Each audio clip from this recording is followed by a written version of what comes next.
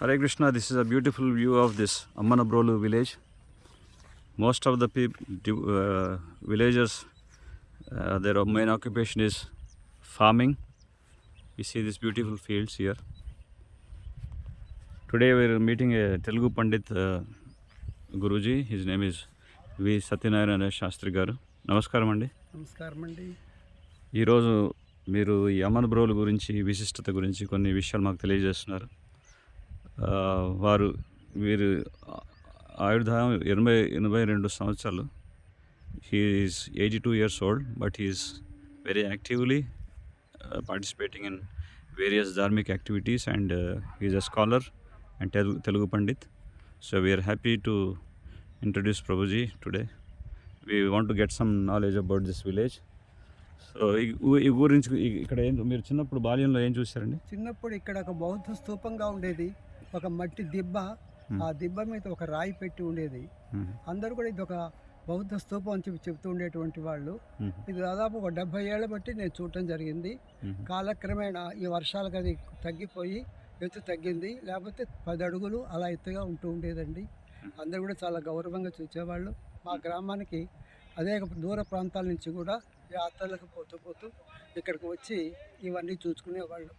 అలాగే ఇక్కడ ఒక ఇల్లు ఉండేది. ఆ ఇంట్లో వాళ్ళకందరికీ భోజన వస్తువులు అవన్నీ ఏర్పాటు చేసేవాళ్ళు. అది ఒక అన్నసత్రంగా ఉండేది. ఇది చాలా ప్రాచీనమైనటువంటి గ్రామము. ఇది ఒక అమ్మనబ్రోలు ఒక సీమ. ఇది చాలా విశేషమైనటువంటిగా చెప్తారు. ఇక్కడ అనేకమైన దేవాలయాలు అవన్నీ కూడా ఉన్నాయి. దేవాలయాలు ఇప్పటికి పూజలు అవన్నీ నడుస్తూనే ఉన్నాయి. ఇక్కడ ఒక చెరువు ఉంది. ఆ చెరువు కూడా గుండమ్మ కట్ట అని చెప్తారు. ఇది చాలా విశేషమైనటువంటి గ్రామం. దీని గురించి క్రమేపీ మనం ఒక్కొక్కటి తెలుసుకుంటూ మనం చూద్దాం వెళ్దామండి. అలాగే ఒకసారి రికార్డ్ చేస్తాం.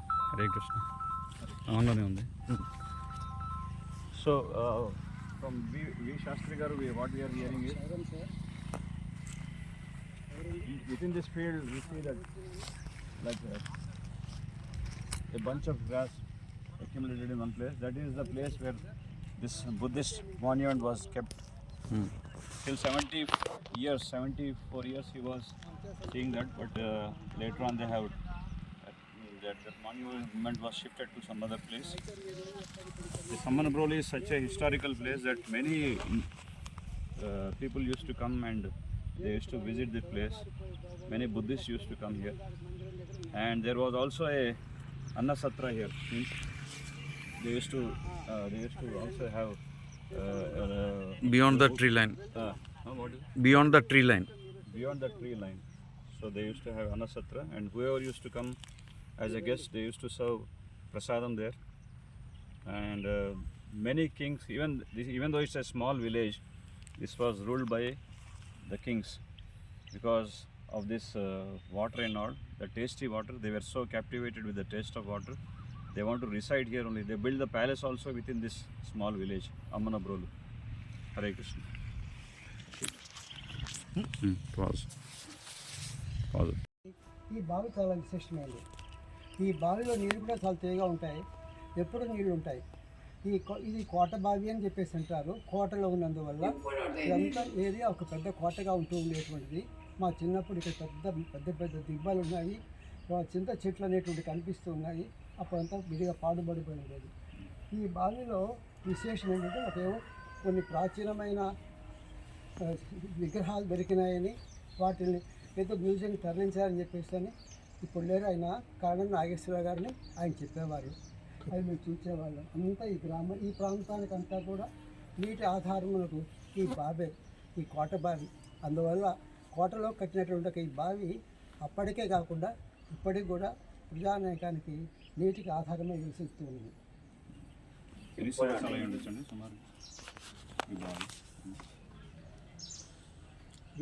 ఎందుకంటే కోట చాలా ప్రాచీనమైంది కాబట్టి ఆ స్థలాల్లో ఇంకా వేరే నిర్మాణాలు చేస్తుంటారు.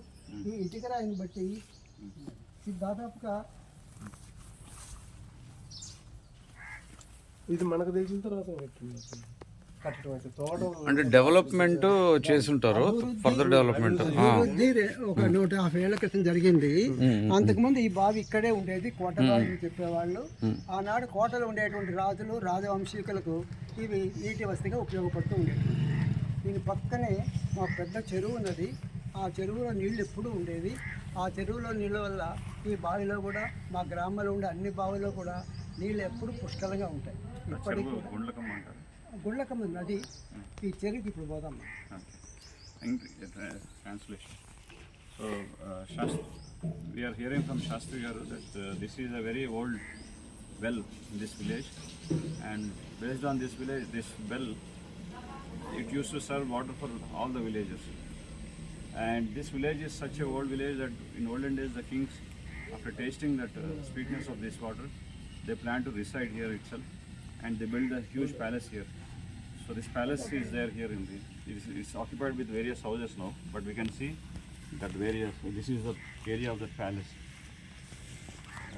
Shastri Garu, he says that in his childhood he used to see that the piled up rock and heaps here. That's what that was indicated that there was previously a palace here. So kings used to reside here, and they used to have fetch water from this well itself. It's such a ancient well, and it's the water is just like nectar here, like milk. So నాకు తెలిసేటప్పటికీ ఈ శిథిలాలుగానే ఉన్నాయి. పెద్దవాళ్ళు చెప్పినటువంటి మాటలు విని మేము వీటిగా చెప్పడం జరుగుతున్నది. అంటే కోట చాలా ప్రాచీనమైంది కదా.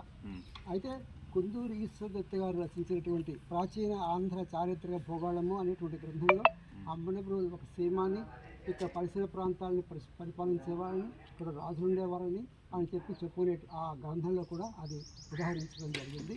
అంతా శిథిలాల తర్వాతనే మేము ఇక్కడ వీటిని గురించి చూడటం తెలుస్తుంది.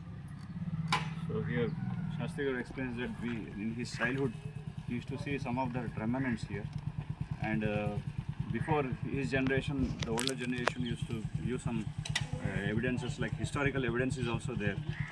It's written by one of the scholars. What is it? Kunduru ఈశ్వర దత్త గారు ప్రాచీన ఆంధ్ర చారిత్రక భూగోళము. ప్రాచీన ఆంధ్ర చారిత్రక భూగోళం. He says that this is Ammanapuru is a seema here.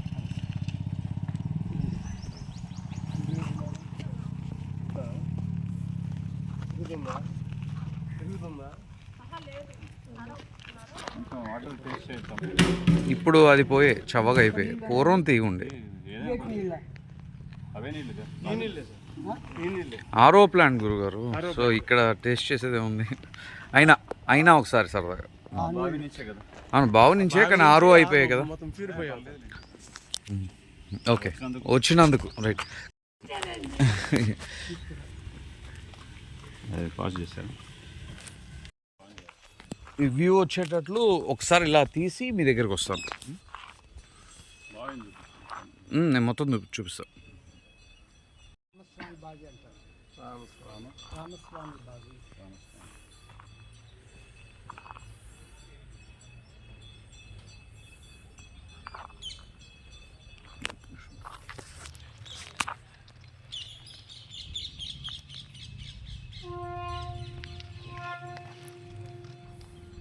ఇక్కడ నుంచి దాదాపు ఒక 1/2 కిలోమీటర్ వరకు ఆ చివరి వరకు ఉంటారు బావి. అంటే ఈ గ్రామానికి మొత్తం నీటి సప్లై. అప్పుడు నీళ్ళు తీసుకెళ్ళే వాళ్ళు ఇక్కడ నుంచి. మా చిన్నప్పుడు కూడా కోనేరు తర్వాత తీశారు. నీళ్లు ముంచుకొని వడగట్టి నీళ్లు ముంచుకొని వాటితోటి ఇళ్ళకి తీసుకెళ్ళి వంటలు చేసుకునేవాళ్ళు. మామూలుగా రైతులు కావడేసుకొని వచ్చేవాళ్ళు, మిగతాటువంటి వాళ్ళు మడిగట్టుకొచ్చి తీసుకునేటువంటి వాళ్ళు. చాలా విశేషమైన ఈ బావి, ఈ యొక్క చెరువే నీళ్లు కనుక ఉంటే బావిలో నీళ్ళు ఉన్నట్టు లెక్క. అలాగే అయ్యంభట్ట స్వామి వారిని ఈ ఊరు ఆయన సన్యాసం స్వీకరించారు.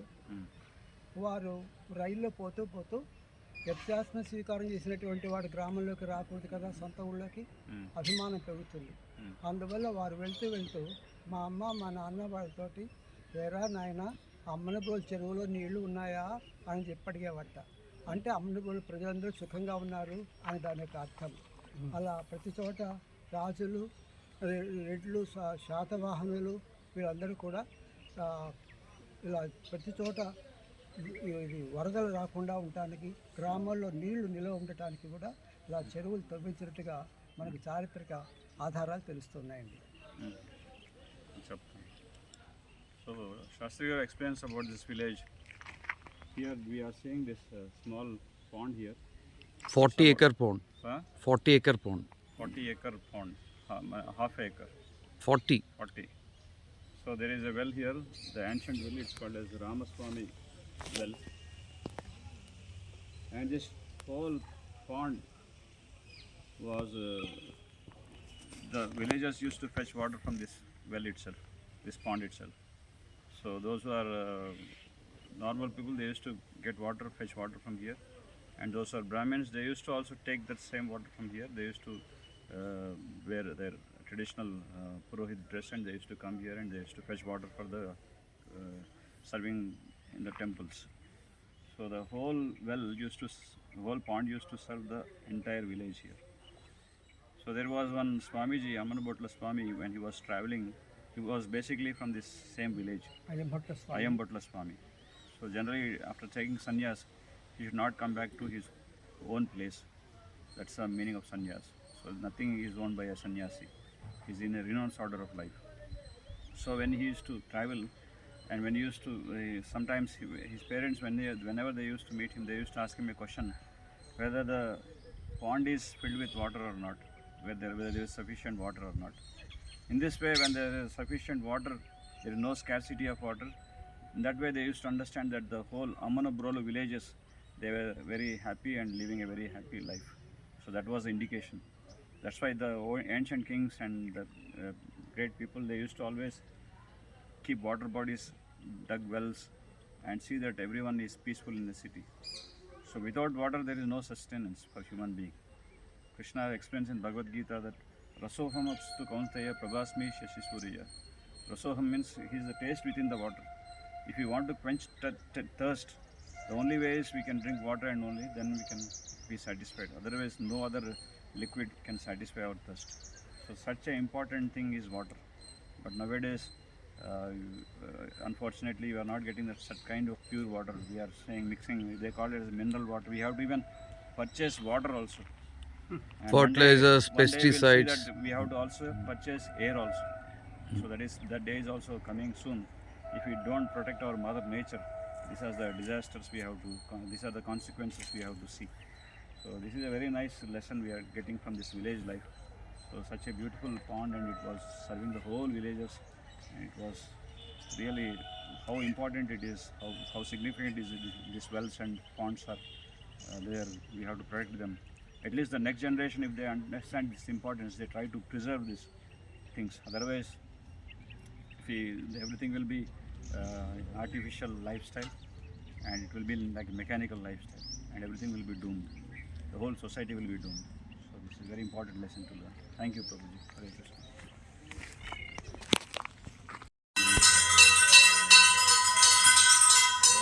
Om Tad Vishnu Paramam Padagam Sada Pashyanti Surayah Diviva Chakshuratatam Tad Vikraso Vipandayo Jagravan Susaminyate Vishnu Yat Paramam Padam.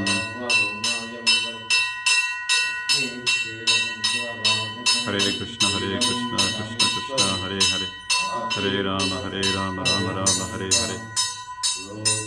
Chintamani Prakasadna Shikalpa Vriksha Laksha Uduke Suravira Vipalaya.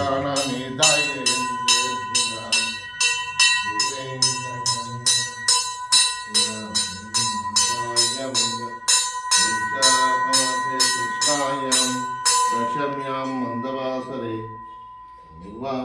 प्रसूताय हनुमद्देवाय मंगलम नीराजनं दर्शयामि స్వామిని కలిసాం. పేరు మీ పేరు వెంకటశేష పవన్ కుమార్. వెంకటశేష పవన్ కుమార్ గారు. వీడు 11వ తరం గారు. ఇప్పటికీ ఇక్కడ చెన్నకేశవ స్వామి ఆలయంలో సేవలు కొనసాగిస్తున్నారు.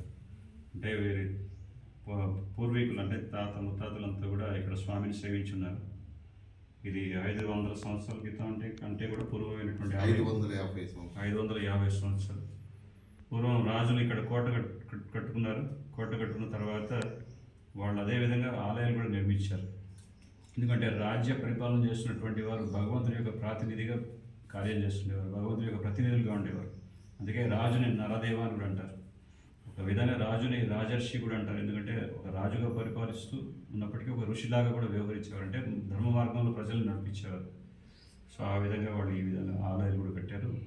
వీరు వీరి బంధువుల వర్గంలో ఉన్నవారు పాశ్చాత్య దేశాల్లో న్యూ జెర్సీలో కూడా అర్చకులుగా సేవ చేస్తున్నారు. అయినప్పటికీ వారు ఇక్కడే స్థానికంగానే ఇక్కడ స్థిరపడి స్వామి యొక్క కైంకర్యం కోసం ఆ సేవలు కొనసాగిస్తున్నారు. వారి తర్వాయి తరంలో ఉన్నటువంటి వారి యొక్క కుమారుడు కూడా అదేవిధంగా ఆగమ శాస్త్రంలో అన్నీ కూడా నేర్పిస్తున్నారు. భగవంతుడి సేవకి మళ్ళీ నెక్స్ట్ తరాన్ని తయారు చేస్తున్నారు. సో వారికి ఎంతో వందనాలు. మన మీరు కొన్ని 2 మాటలు. స్వామి పేరు చెన్నకేశ్వర స్వామి. చెన్ను అంటే అందమైన అర్థం కూడా ఉంది. చెన్ను వృత్తిని శోణార్థికంబు అనేటువంటిది కూడా వ్యాకరణ శాస్త్రంలో ఉంది. ఇక్కడ చెన్నకేశ్వర స్వామి చాలా సుందరమైన మూర్తి, ఆకర్షణీయమైన వరదప్రదుడు, భక్తులకు కోరిన కోరికలు తీర్చేటువంటి ఒక మహనీయుడు. వారి యొక్క శ్రీదేవి పేరు రాజ్యలక్ష్మి అమ్మవారు. అలాగే ఆ రాజ్యలక్ష్మి అమ్మవారికి ఎదురుగానే ఆచార్య గారు ఇక్కడ గోదాదేవిని ప్రతిష్ఠ చేయాలని వారు కాస్త శ్రమపడి ఇక్కడ గోదాదేవి ప్రతిష్ఠ కూడా చేయడం జరిగింది. ఆ గోదాదేవి అమ్మవారు ఇక్కడే ఉన్నారు. తర్వాత అరుదుగా లభించేటువంటివి అనగా శ్రీరంగంలో రంగనాథుడు, ఆయనకు ఆడవార్లు, అమ్మవారు అందరూ కూడా మనం దర్శనం చేసుకుంటాం శ్రీరంగంలో. అలాగే ఇక్కడ అమ్మనపూర్ గ్రామంలో కూడా ఈ విష్ణాలయంలో చూడండి రంగనాథ స్వామి, ఆ పక్కన అమ్మవారు శ్రీదేవి భూదేవి, అలాగే ఇక్కడంతా భక్తులు విశేష ఆడవారులు. అలాగే ఇక్కడ ఆంజనేయ స్వామి యొక్క మూర్తి కూడా ఉంటుంది. ఆస్కలైనటువంటి వాళ్ళు ఇక్కడికి వచ్చి ఆంజనేయ స్వామికి అర్చనలు చేయించుకొని పోతుంటారు.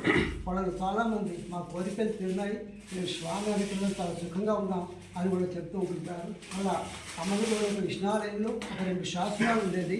ఒక శాస్త్రం లోపల ఉండేది. ఆ శాస్త్రం ఫోటో తీసి ఇక్కడ పెట్టడం జరిగింది ఏమైందో. అలాగే ఇక్కడ ఒక మంటపం ఉన్నది, ముఖ మంటపము. ఆ ముఖ మంటపం గోడల మీద కూడా కొన్ని శాసనాలు ఉన్నాయి. వాటిని రంగు వేసినందువల్ల ఆ యొక్కవి కనిపించడం లేదు. ఇలా యమ్మనగూడెం గ్రామంలో దాదాపు ఒక 50 సంవత్సరాల క్రితం విద్వాంసు గర్రే సత్యనారాయణ గుప్తా అనేటువంటి ఆయన నెల్లూరులో తెలుగు చదువుకొని ఇక్కడికి వచ్చి అప్పుడు ఈ భగవద్గీత గురించి గీతా ప్రచార సమితి అనేటువంటి దాన్ని స్థాపించి తద్వారా భగవద్గీత యొక్క తత్వాన్ని, ఆవశ్యకతని, ఆ యొక్క శ్లోకాలను అందరికీ వచ్చేట్లుగా బాగా ప్రచారం చేయడం జరిగింది. వారిని ఎల్ఐసిలో ఆఫీసర్గా పనిచేసేవారు. ఈ అమలపురంలో ఈ మండపంలోనే వారు కూర్చొని భక్తులకు అందరికీ కూడా గీతా ప్రవచనాలు చేయడం దర్శించిందండి. ఒకసారి ఇది కూడా చూద్దాము. అలాగే ఈ యొక్క స్తంభం మీద ఈ రంగులు వెయ్యక ముందు ఇక్కడ కొన్ని అక్షరాలు ఉంటున్నాయి. ఈ అక్షరాలు ఈ మంటపాన్ని కట్టించి దీన్ని పునరుద్ధరణ చేసినటువంటి మహనీయుల చరిత్ర అంతా కూడా ఇందులో ఉన్నది. అందువల్ల ఏంటంటే మా గ్రామస్తులు కూడా బదాంగులైనటువంటి వాళ్ళు ఇక్కడ దేవాలయాల పునరుద్ధరణకు, ప్రోత్సాహానికి చక్కనైనటువంటి ఆర్థిక సహకారాలను కూడా పూర్తిగా అందించాల్సి జరిగిందండి. ఇది ఇప్పుడు ఎండోమెంట్స్ డిపార్ట్మెంట్కి ఆధ్వర్యంలో నడుస్తున్నది. ఏ మాసాల్లో ఏ ఉత్సవాలు జరుగుతాయో అవన్నీ కూడా ఇక్కడ చక్కగా చేస్తున్నారు. ప్రజలు కూడా చక్కగా స్పందిస్తూ ఉన్నారు. స్వామి యొక్క అనుగ్రహం కూడా మా గ్రామ ప్రజల మీద పూర్తిగా ఉంది నేను నమ్ముతున్నారు అందరూ కూడా. అలాగే మన వాళ్ళు విదేశాల్లో ఉన్నటువంటి వాళ్ళు భారతదేశం చుట్టానికి వచ్చినప్పుడు ఈ అమ్మనపురం గ్రామానికి కూడా ఒకసారి వచ్చి దీన్ని కూడా చూసి తిలకించి ఆనందించవలసిందిగా కోరుతున్నాను. We are hearing from Shastri Garu that he was saying about this ancient temple's history. So this temple is the temple of Channakeshava Swami. Channa means a very beautiful lord. In Karnataka we see a temple in Melkote which is called as Chalvanarayana. So Chalvanarayana also, it's the same meaning, the beautiful Narayana form. They also called as Tirunarayana Swami. So here Channakeshava Swami temple is there, and the priest here, Pavan Garu, he is serving as the 11th generation in this temple. All his ancestors were dedicated in the service of Channakeshava Swami, so that same family tradition is continued. They are protecting the family tradition. Thank you very much. Even though they got offers to go to abroad and do some seva there, but still they are stabilized here itself. And he's also training his son in Agama Shastra. And he will be the next generation Pujari here. We are very thankful to this, protecting our tradition and culture. So this temple here, our Shastri Garu explains that there is a deity of Inscriptions. along with Chandakeshwara Swami. There is also a deity of Rajalakshmi Ammavar, and opposite to that there is a deity of Andal, one of the Alvars in Sri Vaishnava Sampradaya. So generally we see Ranganayakam. Ranganayaka Swami ఆల్వార్లు. Just like in Srirangam, we have Ranganatha Swami with Sridevi and Bhudevi Sameta. Sametha Similarly, they have installed the deities of Alvars also, Alvar. Alvar deities. So that means it's a very traditional temple, very Pakka temple, very Vaishnava Vaishnava temple. Pakka temple, because Alvars also there. So Veeranjaneya Swami. Viranjanaya Swami is also there. And previously the kings, the Chola dynasty kings, they used to rule this area. They have built a palace here. Palace. So that here we are seeing the remnants of the lipi here. I don't know what lipi this is. It's painted. Telugu sir. Telugu. అయితే రాజ్యలిపి. Rajya lipi. రాజ్యలిపి. రాజు గారి. కాదు ఇది ఆ గుడి ముందు కట్టారు, తర్వాత ఈ మండపం కట్టారు. ఈ మండపం నిర్మాణం చేసినప్పుడు వీళ్ళు ఇక్కడ వేసుకున్నారు. Okay. This is this lipi. That means it's a very the Shila Shasanas are there. ఇవి ఉన్నాయి. ప్రాచీనమైనటువంటి మందిరం అని అర్థం అవుతుంది. రాజులు నిర్మించినటువంటిది. This is built by kings. Like kings are representatives of Lord. We call as Naradeva, and they follow the dharma and they lead the people also in dharmic way. That's why they are called as Rajarshi also. So that saintly kings, they build these temples here. We also see some Nrsimha temple nearby here, and also Lord Shiva's temple. And previously in this village, in this temple, they also had this Bhagavad Gita recitation. Who was he? Vidwan Garre Satyanarayana Gupta. Vidwan Garre Satyanarayana Gupta. 60 years back. 60 years back, he used to invite all the villagers, and they used to sit in the temple premises and they used to have Bhagavad Gita recitation. So that culture is been again preserved by our Vinoda Keshwar Prabhu. He is reviving that culture again back to this village, and by the support of all this. అలాగే నేను కూడా ఉద్యోగం చేయడం కొత్తలో 67 ఆ ప్రాంతాల్లో ఒకసారి భాగవతాన్ని ఒక 6 నెలలు ఇక్కడే ప్రవచనం చేయడం జరిగింది. అలాగే రామాయణాన్ని కూడా ఒక సంవత్సరం పాటు ప్రవచనం చేయడం జరిగింది. ఏమైనా ఇది చాలా ప్రాచీనమైనటువంటి ఒక దేవస్థానం. అలాగే అందరి చేత అందరికీ ఆశీస్సులు అందించేటువంటి ఇది చెన్నకేశ్వర స్వామి యొక్క దేవస్థానం చాలా విశేషమైనది. Shastri Garu explains that before he did not join his job as a teacher, in 1967, he was giving here Bhagavatam discourses and Bhagavad Gita Ramayana also for at least 1 year. 1.5 years. So that means they are trying to preserve our culture and our dharma. So thank you very much. Very happy to meet you. Jai Krishna.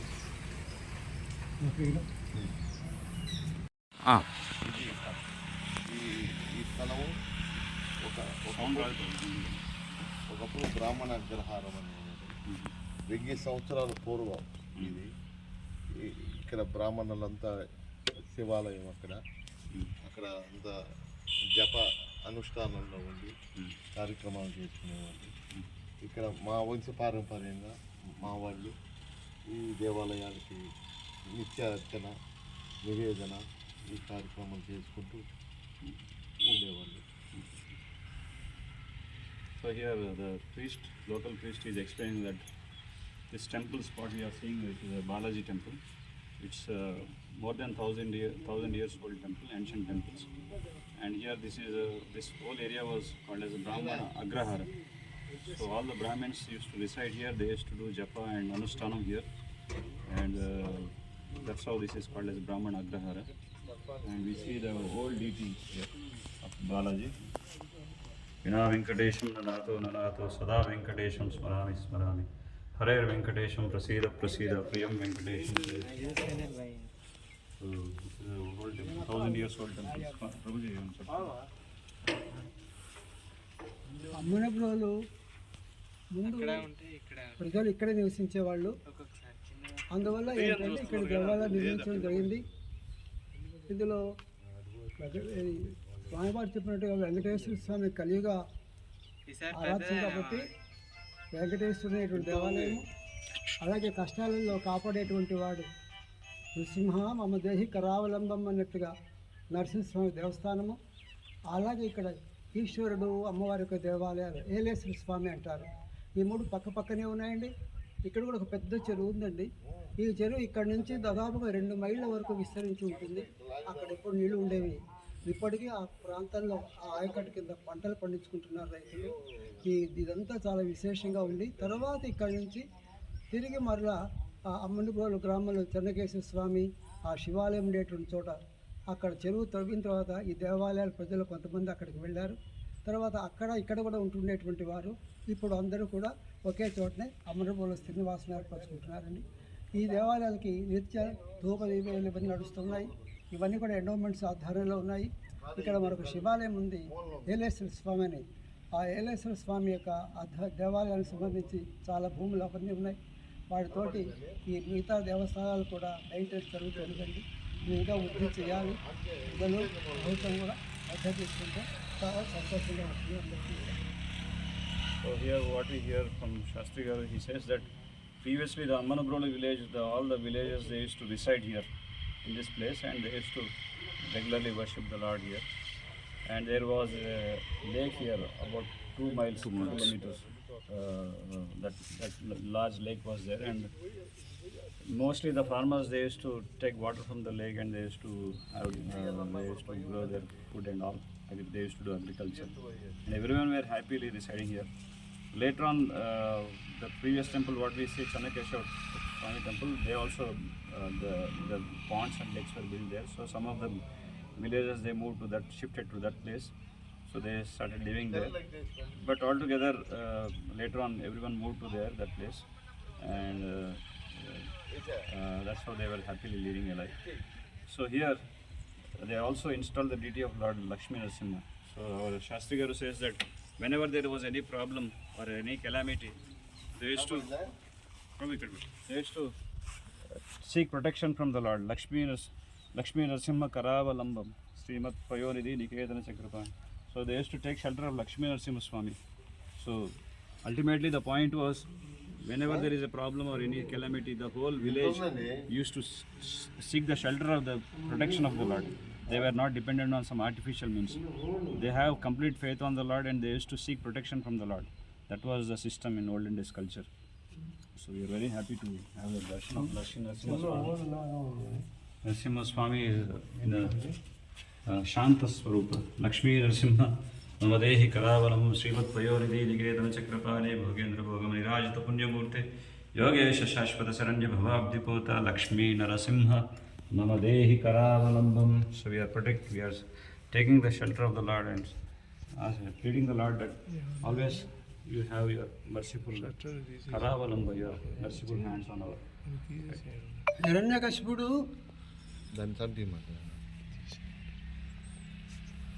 Narasimhaswamy హిరణ్యకశిపుని చంపిన తర్వాత ఆ కోపం అనేటువంటి విపరీతంగా వచ్చేసి అందరూ భయపడ్డారు. బ్రహ్మ ఈశ్వరుడు అందరూ కూడా దగ్గరకు చేరడానికి ఎవరి వల్ల కాలేదు. నారదుడు నా వల్ల కాదని మన కూడా ఊరుకున్నాడు. అమ్మ లక్ష్మీదేవి అంటే ఆమె కూడా భయపడి ఊరుకున్నాడు.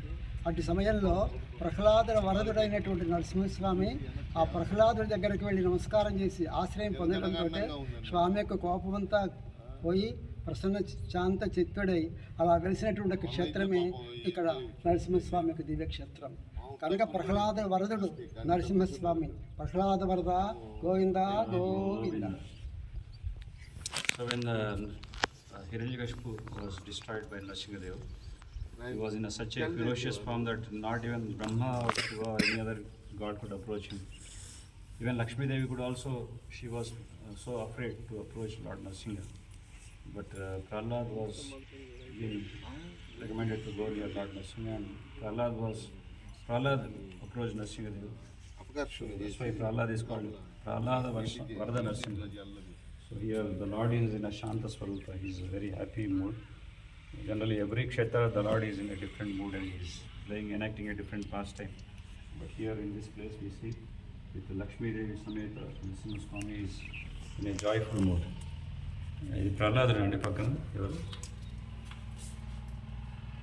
లక్ష్మీ అమ్మవారు ఇక్కడ ఇటు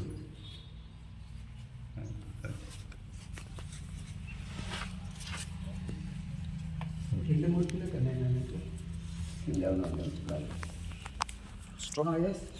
చూడండి. మీ ఐడియా కరెక్ట్ అండి. అమ్మవారు ఆ దగ్గరే ఉంది కనుక ఈ మూర్తి ఎవరు ఏంటుంది ప్రశ్న. ఆచార్యులు లోరవయ్య గురుగారు గురుగారు చిన్న సందేహం. ఇప్పుడు అమ్మవారి ఈ మూర్తి ఉందండి, పాము ఉంది లోపల. ఇంకా ఇప్పుడు ఆ, సరే ఉంటే ఉంది, పాము ఎప్పటికుందా? ఎప్పుడు రోజు ఉంటాయి. సరే ఉంటే ఉన్నాయి. ఇప్పుడు అది అమ్మవారా లేకపోతే భక్తుడా? అమ్మవారు మరి ఇక్కడ అమ్మవారు ఇక్కడ ఉంది కదా. ఇద్దరు ఉంటారు, శ్రీదేవి భూదేవి. చెంచు లక్ష్మి ఉండొచ్చు. So that there's a snakes within the temple. They always Which is a good stay thing. in the Garbhalaya also. They are pakka permanent purohits here. రెండు దేవాలయాల్లో ఉంటాయి. ఇప్పుడు అక్కడికి పోయే అవకాశం ఉంటుందా? So here we are hearing one more thing. మీరు ఏం చెప్పారు? 5 ఉండాలి గ్రామాల్లోని. అదే ప్రతి ఎవ్రీ విలేజ్ ప్రతి గ్రామంలో ఉండాల్సింది. ప్రతి గ్రామానికి ప్రజలందరూ శాంత సుఖాలతో ఉండాలంటే తాగటానికి నీళ్లు కావాలి కాబట్టి చెరువు ఉండాలి.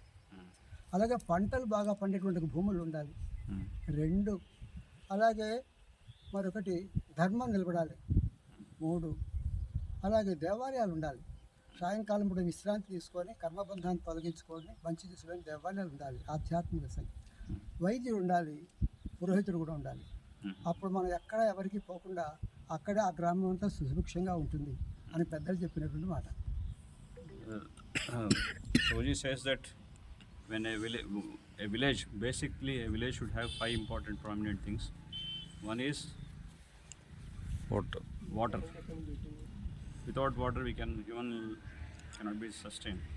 So water, along with water, nice fields to grow our own food, and temples to broadcast the teachings of Bhagavad Gita and Bhagavatam, and to propagate dharma. And priest, purohita. Purohita means one who does hita for others, one who prays for others. That's why he's called as purohita. So purohita should be there, and simultaneously there should also be a vaidya, a doctor. So if these 5 things are lacking, then there is something lacking in that village. So previously the people used to make sure that when there is a village, there is 5 things prominent here: water, land to grow food, and temple, and what else? Temple and temple, priest, priest and doctor, doctor. Water, farms, good farms. Hare Krishna. Very important message. Thank you. The beautiful deity of Lakshmi Narasimha Swami, 1000 years old temple, and the priest here regularly comes and worships here. Even though there are so many snakes within the temple, we can see regularly. Acha. See here, with the snakes, the permanent residents in this temple. So they reside always in the temple, but still here he is serving fearlessly. He comes every day morning, performs Abhishekam, because he is connected with Narsinga. That's why you are bold and fearless. Hari Bol. Thank you, Prabhuji. Hare Krishna.